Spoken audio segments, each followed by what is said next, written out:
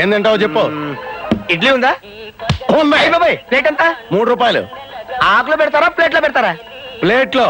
అది మామూలు ప్లేట్ లో కాదు, స్టీల్ ప్లేట్ లో. మంచి నీళ్ళు కూడా ఇస్తాం ఫ్రీగా స్టీల్ గ్లాస్ లో. అది చిదంబరం హోటల్ స్పెషాలిటీ. ఆహా, నీ మాట మీద నా నమ్మకం ఏంటి? ఈ చిదంబరం మాట అంటే మాటే. అంత పెద్ద మాట మీద నిలబడేవాడు అయితే ఇదిగా ఈ కాగితం మీద సంతకం పెట్టవా? ఏంటిది? Promissory note. ఎందుకు? ఎందుకంటే తీరా నేను తిన్న తర్వాత నువ్వు రేట్లు పెంచేస్తారా? చి మాట తప్పడం మా వంశంలోనే లేదురా. అంత పెద్ద గొప్ప రోజు అయితే సంతకం పెట్టవా? పెట్టు పెట్టు, దమ్ముంటే పెట్టవా? మనిషి మీద మనిషికి నమ్మకం ఉండాలిరా. ఏదో సంతకం ఒక్కటంటే 3 పెట్టండి రా బావా. ఇప్పుడు నీ వంశం మీద నాకు నమ్మకం కుదిరింది బావా. గది వెళ్ళి 15 ప్లేట్ ఇడ్లీ పెట్టరా. 15 ప్లేట్లు ఇడ్లీయా? ఏంటి నువ్వు తిన్నాకే? లేదు, మా దొడ్లో గేదెలు కేయడానికి. చెత్తవాగుడు పెళ్లి పట్టరావా? ఇలా ఇదిగా మామూలు ప్లేట్లో తీసుకొస్తామో అందులో స్పూన్లో తీసుకురా. చేతితో తింటే మనకు అలవాట్లేదు. వెళ్ళి వెళ్ళవా? వెళ్తాడండి వెళ్ళమంటే. బాబు ఏం బాబు వాష్ బేసిన్ ఎక్కడ? చేతికే ఉంది, మొత్తం నాకేసావు కదా. చొక్కా దుడిసేసుకుని వెళ్ళు. వాష్ బేసిన్ ఎక్కడ అంటే చొక్కా దుడుచుకోమంటారేంటి?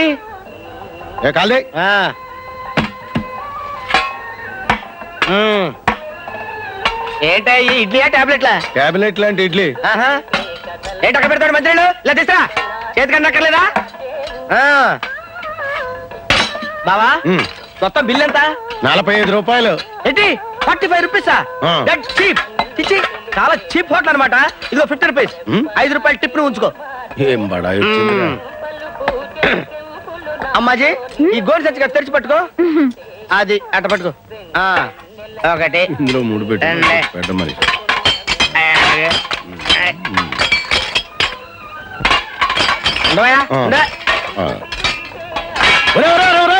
ప్లేట్లు గ్లాసులు గోన్ సెంటర్ పడేస్తున్నాడు. నువ్వే కదా చెప్పావు ప్లేట్ ఇడ్లీ 3 రూపాయలని. 15 ప్లేట్లకు 45 రూపాయలు ఇచ్చాను. 5 రూపాయలు టిప్ కూడా ఇచ్చాను కదా. ప్లేట్ ఇడ్లీ అంటే ప్లేట్ తో కలిపి కాదు. నువ్వు ఇలాంటి లిటికేషన్లు పెడతావని తెలిసి ఈ కాగితం మీద సంతకం కూడా తీసుకున్నాను. ఈ కాగితం కోర్టులో వేసాను అనుకో, నిన్ను తీసుకెళ్లి జైల్లో పెడతారు. అప్పుడు మిగతా జరగ.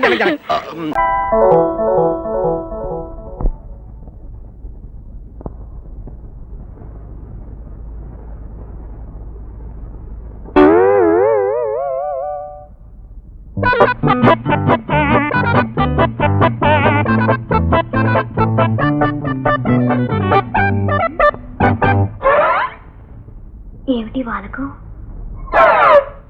అసలు డాక్టరేనా? ఏమిటి నేను డాక్టర్ నా డ్రిల్ మాస్టర్ అనుకుంటున్నారా? డాక్టర్నే. అసలు మనిషికి పిచ్చెందుకు ఎక్కుతుంది అనుకున్నారు? బ్రెయిన్ కి బ్లడ్ సర్క్యులేషన్ సరిగ్గా వెళ్ళకపోవడం వల్ల. అందుకని బ్రెయిన్ బ్లడ్ పంపింగ్ సరిగ్గా వెళ్ళాలి అంటే మనం వ్యాయామం చేయాలి. నేను అందుకని వైద్యం కంటే వ్యాయామం నువ్వు ఎట్టించొచ్చావు? పిచ్చిదానా, ఇందాక 2 పిచ్చోళ్ళు ఆ పిచ్చోళ్ళని అక్కడ పడేసినట్లున్నారు. వాడిని అక్కడ తీసుకెళ్లి బ్లడ్ పంపింగ్ చేయి. అధిక ప్రసంగం చేసినట్లున్నాను. పాయింట్కి రామ్మా.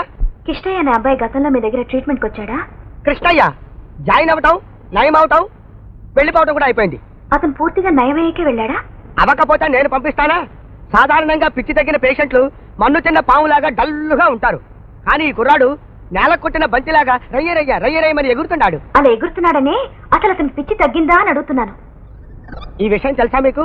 అతను మొట్టమొదటి వచ్చినప్పుడు డాక్టర్ గారు నా జేబులో విమానం ఉంది అన్నాడు. అతను వెళ్ళిపోయేటప్పుడు డాక్టర్ గారు నా జేబులో మారుతి కారు ఉంది అన్నాడు. డబ్బు తగ్గినట్టే కదూ? ఈయనే ఒక పిచ్చి డాక్టర్. నేనేమిటి ఇక్కడికి వచ్చాను? చెప్పమ్మా, తగ్గినట్టేనా కాదా? Thank you doctor.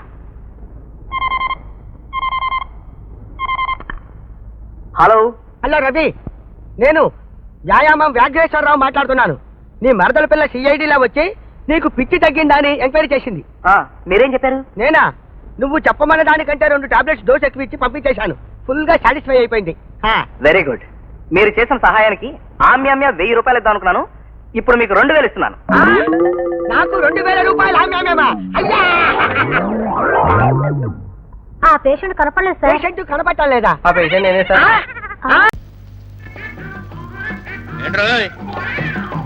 పడుకొని ఆలోచిస్తున్నావు. ఏమన్నా సిల్క్ చొక్కాలు ఏమన్నా తగలబెట్టావా? అంత గొప్ప నేరుగారే పోయారు. ఒక సిల్క్ చొక్కా పోతాయారా? పెద్ద గొడవల్లో పడిపోయాను రా. నీ ఆవిడతో ఏదైనా గొడవ పెట్టుకున్నానంటే ఆ గొడవ తప్పితే ఇంకేం గొడవ తెలియదా నీకు? ఊళ్ళో ఒకటి ఖాళీ అయిందిరా. ఒకటి ప్రెసిడెంట్ గిరి ఖాళీ అయిందిరా. అయ్యగారు ఉండనేశారు. ప్రస్తుతం నేను ప్రయత్నం చేస్తున్నా. నువ్వా ఏంటి నువ్వా? రామాయణంలో పాదుకా పట్టాభిషేకం తెలియదా నీకు? పాదుకలే సింహాసనం ఎక్కాయి, అలాంటప్పుడు నేను ఎక్కకూడదా? మనవాడని నీకు ఇది లేదురా. కుర్చీ మీద ఎలా కూర్చోవాలి? కుర్చీ మీద తల ఎముక నేల మీద ఎట్టి కాళ్ళు పైకి. ఓహో, ఇది పెళ్లి మండపం కాదు, పెళ్లి కూతుళ్ళ ఫ్యాక్టరీ. ఇండియాలో ఉండే పెళ్లి కూతుళ్ళందరూ ఇక్కడే ఉన్నారు. ఇక్కడే ఇప్పుడే ఏదో ఒక అమ్మాయిని సెటప్ చేసుకుంటారు.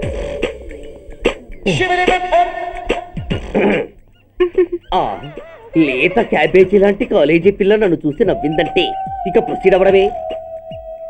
Hello, hi. ఎక్స్క్యూజ్ మీ, నన్ను చూసి మీరు నవ్వారంటే డెఫినెట్ గా నేను మీకు నచ్చుండాలి. ఏమై కరెక్ట్?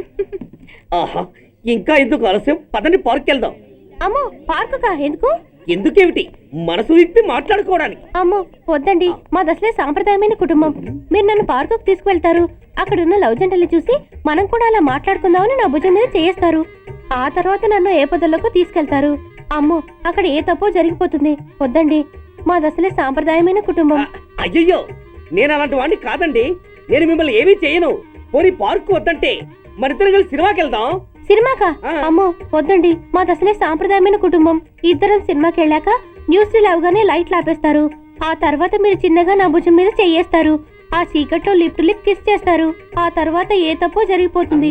అమ్మో వద్దండి, మాది అసలే సాంప్రదాయమైన కుటుంబం. అయ్యయ్యో, ఆ మాటకొస్తే మా కుటుంబంలో సాంప్రదాయమే తప్ప అసలు కుటుంబమే లేదండి. నేను చాలా జెంటిల్మెన్ని, ఎలిజిబుల్ బ్రహ్మచారిని. నేను మిమ్మల్ని చెయ్యను, మీ ఒంటి మీద అసలు చెయ్యే వెయ్యను.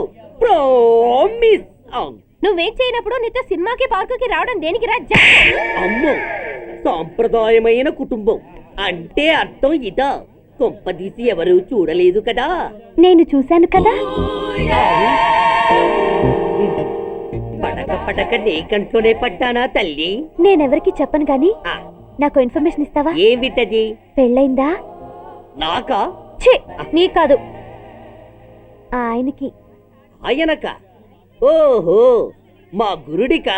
అవును. అయ్యింది. 13 ఏళ్ల కొడుకు, 10 ఏళ్ల కూతురు నిజమా? ఉండుండేవారు.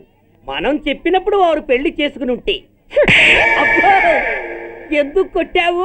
ఆయనకి పెళ్ళైందని చెప్పి అనవసరంగా నన్ను టెన్షన్ పెట్టినందుకు. ఆయనకి పెళ్ళైతే నీకెందుకమ్మా టెన్షన్?